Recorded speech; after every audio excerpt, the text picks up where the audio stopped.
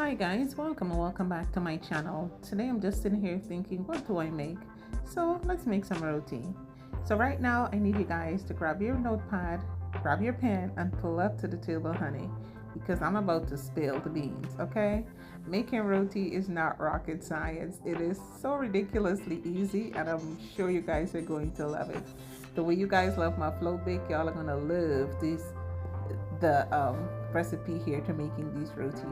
I know a lot of people have their own preferences, but I'm sharing mine with you today.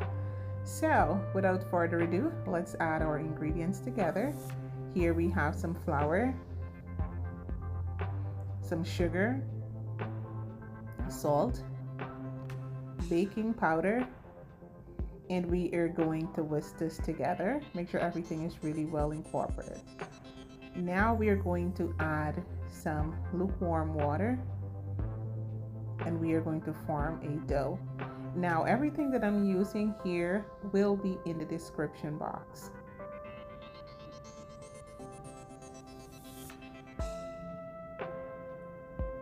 All right, we're not going to over knead. Now we're going to use a damp paper towel and cover the dough, let it sit for 15 minutes. After which you are going to equally divide the dough into your desired sizes here. Now you're going to individually form a dough ball.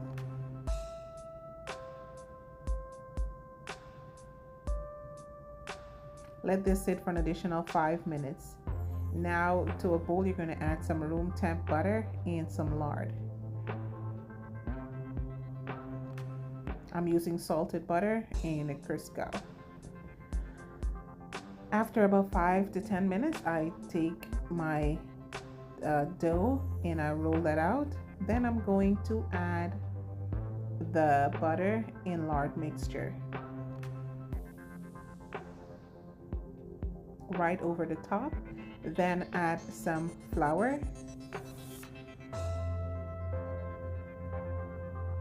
and we are going to fold like this.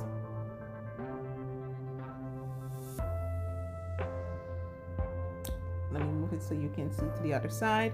You're gonna tuck the ends in. I give it a little screw and then I tuck it in the center. It looks like that. You're gonna do that for each individual dough balls. So let us bake. You're gonna place your roti pan on your stove or a flat pan if you have one at medium low. Now I'm going to roll my roti out.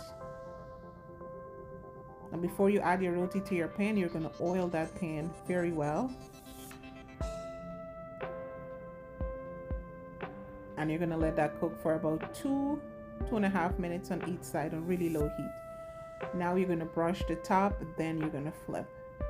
Look at this. And I do love my roti with, you know, that little bit of brown bits on it. It's just a preference thing. All right. Looks absolutely amazing. Now I shook mine in a mug. You can also clap with your hands or in a towel. All right, whichever way you do it is going to be delicious. And this is what it looks like, our end results. All right, this was super delicious. I'm telling you, the flakiness, the leafiness, it is so soft. I can't wait for you guys to try this one. To me, it's a winner. All right, and I do hope you guys subscribe if you have not, like, share, and drop me a comment. Now, these are some things I usually love to eat my roti with, and this is some pumpkin stew with chicken.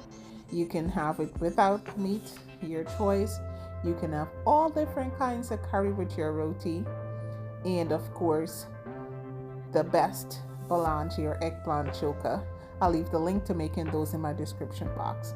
So thank you guys. Do not forget to like, share, and subscribe. Be kind to yourself and each other. Love you guys. Bye-bye.